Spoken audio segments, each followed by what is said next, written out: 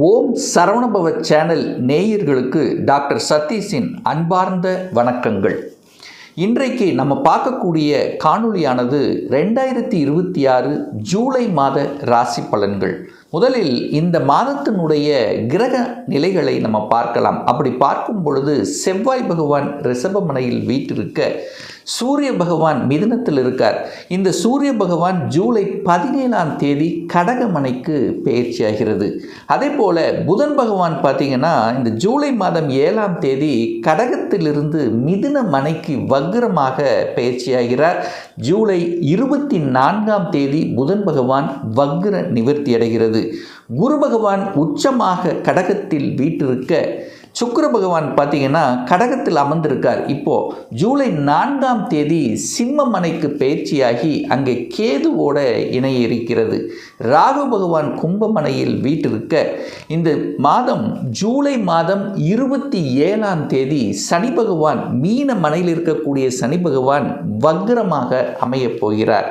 அப்போது இந்த கிரக நிலைகளை வைத்துக்கொண்டு இந்த 12 ராசிகளுக்கும் இந்த ஜூலை மாதம் என்ன பலன் என்பதை டீட்டெயிலாக இந்த பதிவில் நம்ம பார்க்க இருக்கிறோம்.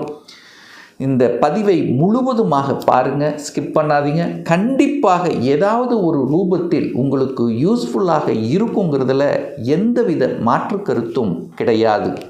மிதுன ராசி அன்பர்களே, ஜூலை மாதம் என்ன பலன் எப்படி இருக்குங்கிறத செக்மெண்ட் வைஸாக முதல் டீட்டெயிலாக நம்ம பார்க்கலாம். அப்படி பார்க்கும் பொழுது உங்கள் ராசிநாதன் முதலில் உங்களுடைய எண்ணங்கள், செயல்கள், சிந்தனைகள் எப்படி இருக்குன்னு பார்த்தால், ராசிநாதன் ஆட்சி பலத்தோட வலிமையாக உங்கள் ராசியிலேயே உட்கார்ந்துருக்கார். அதே சமயத்தில் தன்னம்பிக்கைக்குரிய கிரகம் என்று சொல்லக்கூடிய சூரியனும் உங்கள் ராசியிலேயே உட்கார்ந்துருக்கார். அப்போ இந்த மாதம் தன்னம்பிக்கை அதிகரிக்கும், தொட்டது துளங்கும், நினைச்ச காரியங்கள் ஜெயமாகக்கூடிய தன்மை. எந்த இடமாக இருந்தாலும் அதை யோசித்து இது சரியா தவறா என்று பகுத்தாய்ந்து செய்யக்கூடிய தன்மைங்கிறது இந்த மாதம் இருக்கும். அதாவது நல்ல அறிவாற்றல் சிந்தனைங்கிறது அதிகமாக இருக்கும். ஏன்னா புதன் அல்லவா, புதன் தான் அறிவுக்கு காரக கிரகம். அந்த அறிவுக்கு காரக கிரகம் உங்கள் ராசியிலேயே அமர்ந்து கொண்டு அங்கே திக்பலத்தோட வலிமையாக இருக்கிறதுனால புத்தி, அறிவை வைத்து செய்யக்கூடிய எந்த விஷயமாக இருந்தாலும் சூப்பராக இருக்கக்கூடிய ஒரு அற்புதமான ஒரு மாதம். சூரியனைப் போல இருப்பீங்க, ஸ்ட்ரைட் ஃபார்வர்டாக இருப்பீங்க.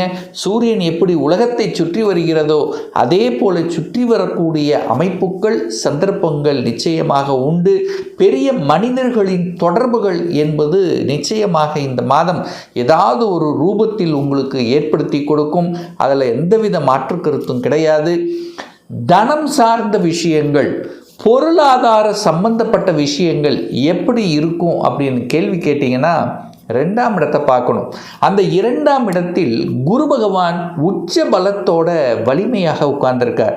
2ஆம் அதிபதி என்று சொல்லக்கூடிய அந்த சந்திர பகவான் பார்த்தீங்கன்னா இந்த மாதத்தினுடைய தொடக்கத்தில் தனுசுல குருவின் வீட்டில் போய் உட்கார்ந்துருக்கு.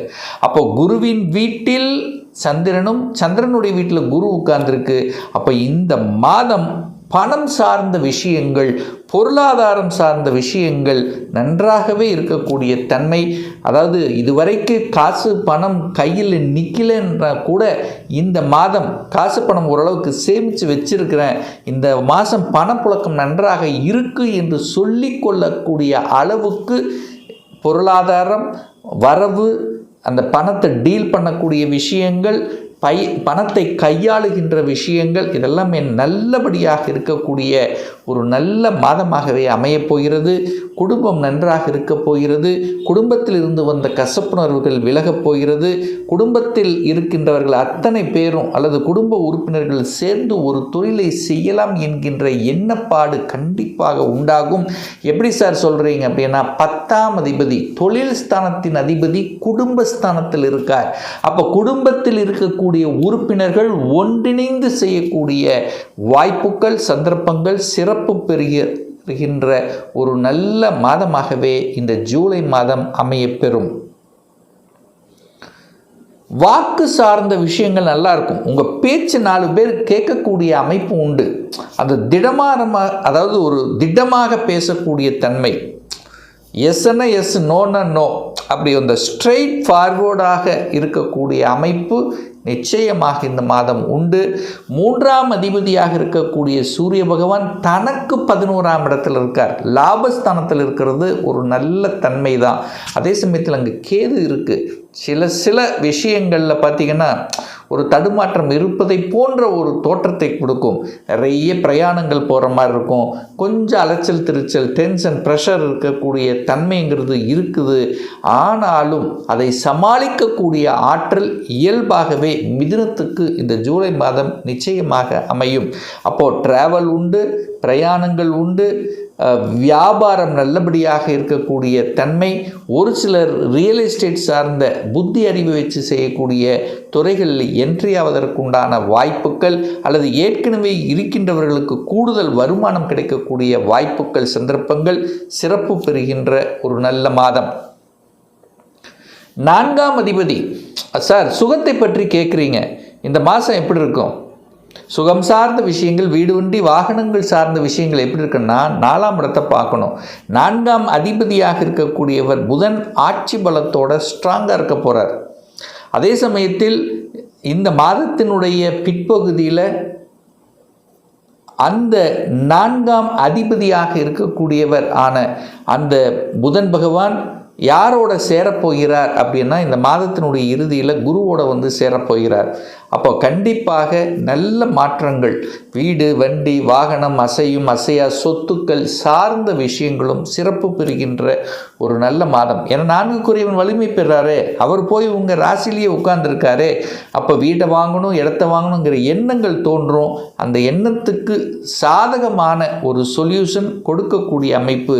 ஒரு சிலர் தாயினுடைய சொத்துக்கள் வரக்கூடிய அமைப்பு, அல்லது விற்காத இடங்கள் விற்பனையாகக்கூடிய வாய்ப்புகள், சந்தர்ப்பங்கள், அல்லது வீடு கட்டி விட்டு அதன் மூலம் வாடகை வருமானம் எடுத்துக்கொள்ளக்கூடிய அமைப்புகள்.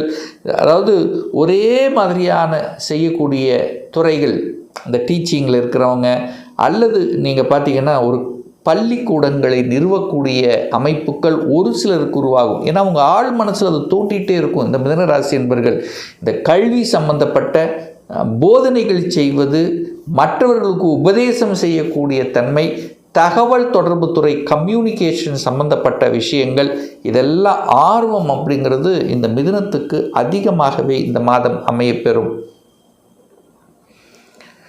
5ஆம் அதிபதி, பூர்வ புண்ணிய ஸ்தானத்தின் அதிபதி யார் அப்படின்னா சுக்கிரன். சுக்கிரன் போய் தனக்கு 11ஆம் இடத்தில் கேதுவோடு இருக்கார். இப்போ காதல் சார்ந்த விஷயத்தில் இருக்கக்கூடியவர்கள் கொஞ்சம் கவனம், எச்சரிக்கையோடு இருக்கணும். ஏன்னா கூட சுக்கிரனோட கேது என்கின்ற சர்ப்ப கிரகம் சேர்ந்திருக்குங்கிறத ஞாபகத்தில் வைத்து கொள்ளுங்கள்.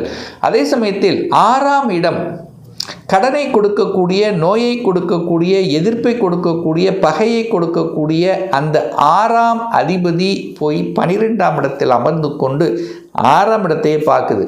அப்போ நெகட்டிவ் விஷயத்துக்குள்ளே போகக்கூடாது, எதிர்ப்பு பகை கூடவே கூடாது அப்படிங்கிறத மைண்டில் வச்சுக்கோங்க. கடன் அதே மாதிரி கடன் தன்னுடைய கெப்பாசிட்டிக்கு மேலே போயிடக்கூடாது. ஏன்னா 12ஆம் இடத்தில் இருக்கக்கூடிய செவ்வாய் பகவான் 6ஆம் இடத்தை பார்க்குறார். அப்போ 6ஆம் இடத்தை வளர்க்கப் போகிறது. குரு பகவானும் பார்க்குது. அப்போ கடனை பற்றிய சிந்தனைகள் கண்டிப்பாக இருக்கும். அந்த கடன் சுப கடன்களாக கன்வெர்ட் பண்ணிக்கிறது புத்திசாலித்தனம் அப்படிங்கிறத மைண்டில் வச்சுக்கோங்க. வேலை கிடைக்குமா? 100% வேலை கிடைக்கும். ஏன்னா 6ஆம் இடம் என்பது வேலை, வேலைக்குரிய கிரகம் என்று சொல்லக்கூடிய செவ்வாய் 6ஆம் இடத்தை பார்க்கிறார். அப்போ வேலை அப்ளை பண்ணி காத்து கொண்டிருக்கக்கூடிய மிதுன ராசி என்பவர்களுக்கு இந்த ஜூலை மாதம் வேலை கிடைத்துவிடும். அதில் எந்தவித மாற்று கருத்து இல்லை. எப்படி சார் ஸ்ட்ராங்காக சொல்கிறீங்க? 6ஆம் அதிபதியாக இருக்கக்கூடிய செவ்வாய் பகவான் 6ஆம் இடத்தை பார்க்கின்ற காரணத்தாலும், பொதுவாக தொழில் ஸ்தானத்தின் அதிபதி என்று சொல்லக்கூடிய குரு பகவான் தொழில் ஸ்தானத்தையே பார்க்கின்ற காரணத்தாலும் இந்த நிகழ்வு கண்டிப்பாக ஏற்படுத்தும். ஒரு சிலருக்கு வேலையில் ப்ரமோஷன் கிடைக்கக்கூடிய அமைப்புகள், மாற்றத்தை கொடுக்கக்கூடிய அமைப்புகள், ஏற்கனவே அதாவது வேலையில் இருக்கிறவங்க சொந்த தொழில் செய்யலாம் என்கின்ற எண்ணங்களை கொடுக்கக்கூடிய அமைப்புகள், இதெல்லாமே நல்லபடியாக இருக்கக்கூடிய ஒரு நல்ல மாதம். சார், திருமணம் சார்ந்த விஷயங்கள் எப்படி இருக்கும்? 7ஆம் அதிபதியாக இருக்கக்கூடிய குரு உச்சமாக குடும்பஸ்தானத்தில் உட்கார்ந்திருக்கார். அப்போ கண்டிப்பாக குடும்பம் திருமணம் கனெக்ட் ஆகிறதுனால குடும்பத்தில் ஒரு சுப காரியங்கள் செய்யக்கூடிய அமைப்பு நல்லபடியாகவே இருக்குது. அதில் எந்த தடையும் ஏற்படுத்த போவது இல்லை. நண்பர்கள் மூலமாக அனுகூலம், ஆதாயம், நல்ல நண்பர்கள் கிடைக்கக்கூடிய அமைப்பு இந்த ஜூலை மாதம் உண்டு. அதாவது நண்பர்கள் ஒன்று உங்களுடைய ஸ்கூல் லெவல், காலேஜ் லெவல் படித்த நண்பர்கள், எத்தனை கேப் இருந்தாலும் இந்த மாதம் ஒரு கனெக்டிவிட்டிங்கிறது கண்டிப்பாக ஏற்படுத்தும். அவர்கள் மூலமாக ஒரு சந்தோஷம் தரக்கூடிய நல்ல செய்திகள் உங்கள் காதுக்கு வரும். குரு பகவான் 8ஆம் இடத்தை பார்க்குறார். அப்போ 8ஆம் இடம் என்பது வலி, வேதனை, துக்கம், துயரத்தை கொடுக்கக்கூடிய ஒரு இடம் என்று சொன்னாலும் திடீர் அதிர்ஷ்டம் அங்கே புதைந்திருக்கிறது. அப்போ ஒரு திடீர் அதிர்ஷ்டம் தரக்கூடிய வாய்ப்புகள், சந்தர்ப்பங்கள் உண்டு. என்ன சார் அதிர்ஷ்டம் கிடைக்கும்? எங்கேயாவது கொடுத்து வச்சுருந்த பணம் டக்குன்னு வந்துருச்சு, இது நாள் வரைக்கும் வரலன்னு சொல்லி ஒரு மாதிரி கஷ்ட நிலையில் இருக்கின்றவர்களுக்கு அது திரும்பி வந்த எவ்வளோ ஒரு சந்தோஷம், அந்த சந்தோஷத்தை அடையக்கூடிய தன்மை. அல்லது ஷேர் மார்க்கெட்டில் திடீர்னு ஒரு நல்ல யோகத்தை கொடுக்கக்கூடிய அமைப்பு. அல்லது பார்த்திங்கன்னா என்றைக்கோ போட்ட இன்சூரன்ஸ் பணம் இப்போது வருது, ஒரு 10 வருஷத்துக்கு முன்னாடி போட்ட பணம் இப்போ வருது அப்படிங்கும்போது ஒரு ஹாப்பினஸ் கொடுக்கக்கூடிய அமைப்பு. அல்லது வேலையில் ஒரு திடீர் ப்ரமோஷன் கொடுத்து ஒரு இன்க்ரிமெண்ட் கொடுக்கும்போது ஒரு சந்தோஷத்தை கொடுக்கக்கூடிய அமைப்பு. அல்லது தொழில் செஞ்சிட்ருக்கீங்கன்னா புதிய ஒப்பந்தங்கள் கிடைக்கும்போது ஒரு ஒரு அபரிவிதமான ஒரு என்ன சொல்கிறது, ஒரு சந்தோஷம். ஸோ இந்த மாதிரி நல்ல விஷயங்கள் கொடுக்கக்கூடிய அமைப்பும் உண்டு. 8ஆம் இடம் என்பது தூர தேசத்தை குறிக்கக்கூடிய ஒரு இடமும் உண்டு. அப்போது உங்கள் ஊரை விட்டு வெளியே நகரக்கூடிய வாய்ப்புகள், சந்தர்ப்பங்கள் இந்த காலகட்டம் நிச்சயம் உண்டு. ஒரு சிலர் வெளிநாட்டுக்கு போகணும், அல்லது வேறு மாநிலத்துக்கு போகணும், சென்ட்ரல் கவர்மெண்ட், ஸ்டேட் கவர்மெண்ட் போகணும். ஸோ இந்த மாதிரி என்ன ஓட்டத்தோடு இருக்கக்கூடியவர்களுக்கெல்லாம் ஒரு நல்ல தன்மை உண்டு. பெரிய மனிதர்களின் தொடர்புகள் கண்டிப்பாக ஏற்படுத்தும். அதுவும் இந்த ஜூலை மாதம் 17க்கு அப்புறம் ரொம்ப நல்லாயிருக்கு. ஏன்னா குருவோடு சூரியன் இணைகிறது. அப்போது நிறைய பேர்த்துக்கு ப்ரமோஷன் கிடைக்கும், நிறைய பேர்த்துக்கு அதிகாரம் கிடைக்கக்கூடிய அமைப்புகள், சந்தர்ப்பங்களை ஏற்படுத்தும். ஸோ இது ஒரு நல்ல மாதமாகவே அமையப்பெறுகிறது. இந்த மிதுனராசி என்பர்கள் நல்ல அதாவது ஒரு தன்னம்பிக்கை கிடைக்கும். ஒரு மனுஷனுக்கு தேவை தன்னம்பிக்கை. அந்த தன்னம்பிக்கை கிடைக்கும், ஒரு வில் பவர் கிடைக்கக்கூடிய ஒரு மாதம். நெகட்டிவை மட்டும் தூக்கி வீசிடுங்க, அவ்வளோதான். எதிர்மறை எண்ணம் கூடவே கூடாது.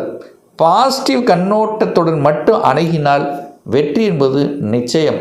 ஸோ நல்ல மாதமாகவே அமையப்பெறுகிறது. இன்னும் ஒரு துல்லிய பலன் உங்களை பற்றி தெரிஞ்சுக்கணும். 2026 எப்படி இருக்க போகுது? சொந்த தொழிலா இல்லை வேலையா? எந்த கொடுப்பினை நமக்கு இருக்கிறது?